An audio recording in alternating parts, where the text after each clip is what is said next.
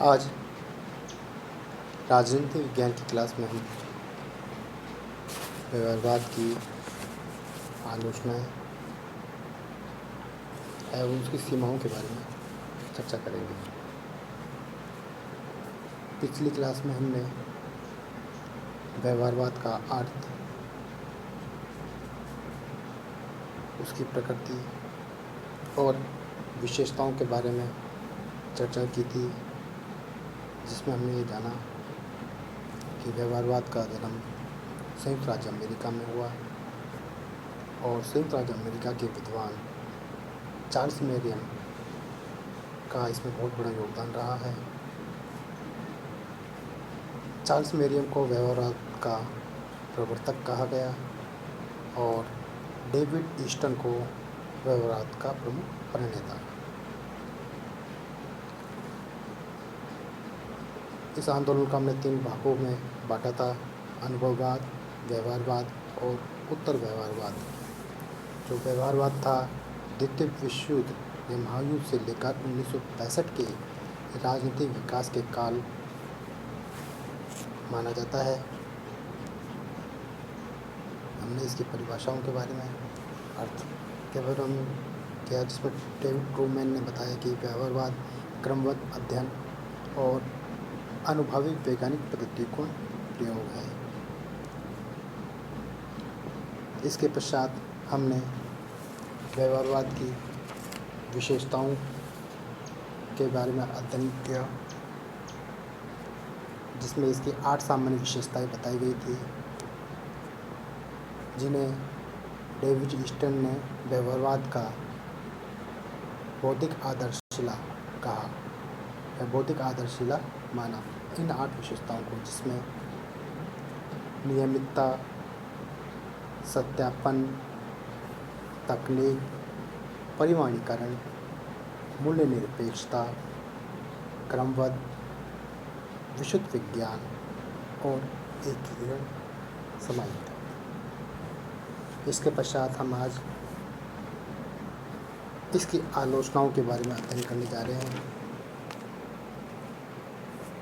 आलोचनाओं में first point आता है, जो है व्यवहारवाद में जो दिन प्रतिदिन की राजनीति होती है, उसका अध्ययन नहीं किया जाता है, जो इसकी सीमा या आलोचनाओं को इंगित करती है।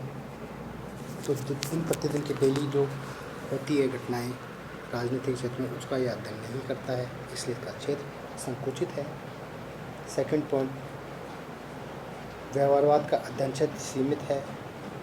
सीमित इसलिए है क्योंकि यह बड़ी इकाइयों के स्थान पर छोटी इकाइयों को मानता है और छोटी इकाइयों के संबंध में ही अध्ययन क्षेत्र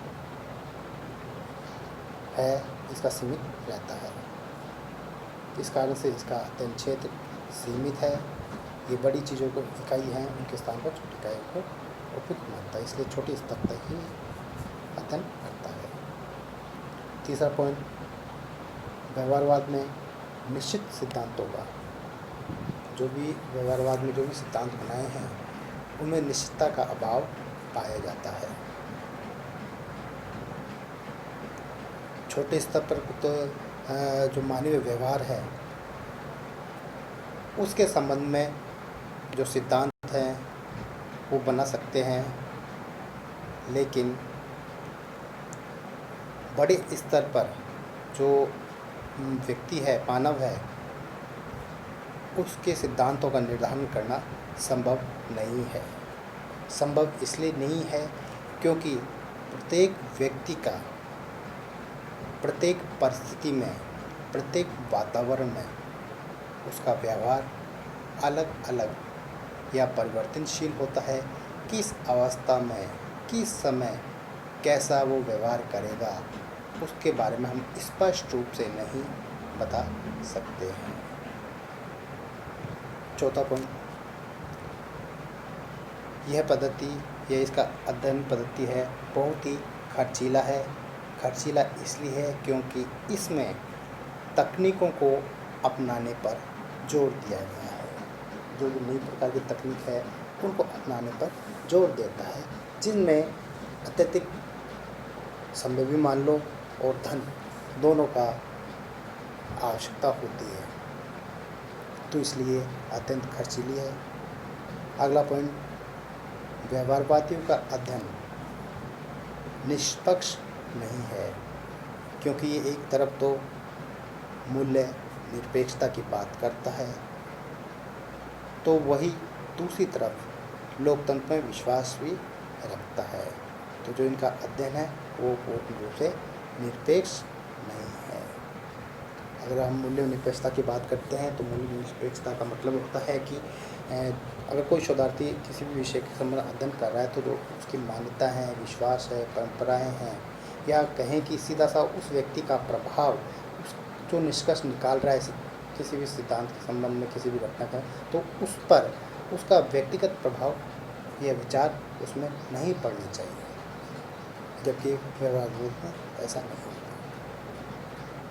अगला पॉइंट, व्यवहारवाद में जिस प्रकार भारी भरकम शब्दों का प्रयोग किया गया है, उसे लगता है कि यह शब्दों का आडंबर के अतिरिक्त कुछ नहीं है। शब्दों का आडंबर मतलब इसमें ऐसे ऐसे नए शब्दों का तकनीक, प्रमाणीकरण, ऐसे ऐसे नए शब्दों का प्रयोग कर जिससे देखने में तो बहुत अच्छा लगता है, लेकिन ये केवल एक आडंबर मात्र बनकर रह गए हैं। अगला पॉइंट, व्यवहारवादी द्वारा जिन पद्धतियों से निष्कर्ष निकाले जाते हैं, उन निष्कर्षों को सही मान लेना एक बड़ी भूल है। कि व्यवहारवादी जिन पद्धतियों के माध्यम से मानते हैं उनकी सत्यता की जांच कैसे करें, क्या नहीं करें, इस प्रकार से उनको सही मान लेना सही नहीं बताते हैं। आगे अगला पॉइंट, व्यवहारवाद में तकनीक को अपनाने पर विशेष महत्व देता है या जोर देता है, जिसमें परंपरागत चिंतन और दार्शनिक पद्धतियों का ह्रास होता है। जो तकनीक है उसको अपनाने पर जोर देता है। जो पुराने चिंतन है या दर्शन पद्धति है, उनका तकनीक के कारण अभाव यहाँ पर स्पष्ट रूप से दिखाई देता है। इस कारण आलोचक हैं वो इसकी आलोचना करते हैं। अगला पॉइंट, व्यवहारवादी राजनीति को विज्ञान बनाने की होड़ में लगे हैं। तो व्यवहारवादी जो हैं, विचारक हैं, वो इसे विज्ञान तो बनाना चाहते हैं, मतलब थोड़े इसको वैज्ञानिक रूप का दर्जा देते हैं या वैज्ञानिक तरह से अध्ययन करते हैं,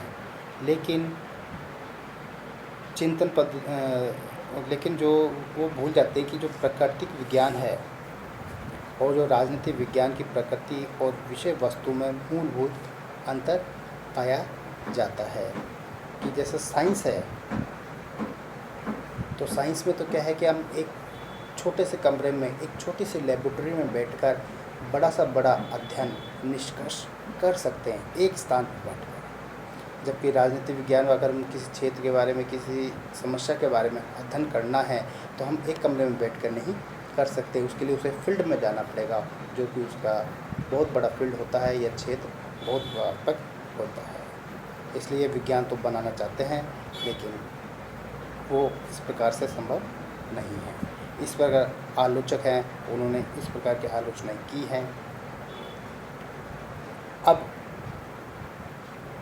यहाँ तक व्यवहारवाद कंप्लीट होता है। व्यवहारवाद के बाद अगला जो टॉपिक आता है वो उत्तर व्यवहारवाद आता है।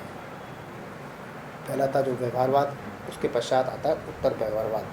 जो उत्तर व्यवहारवाद है उसका जन्म ही व्यवहारवाद में जो कमियां रह गई थी, त्रुटियां रह गई थी, उन्हें सही करने के लिए या उसे परिपूर्ण करने के लिए, अच्छा बनाने के लिए उत्तर व्यवहारवाद का जन्म होता है, जिसके बारे में हम अगली क्लास के बारे में अध्ययन करेंगे।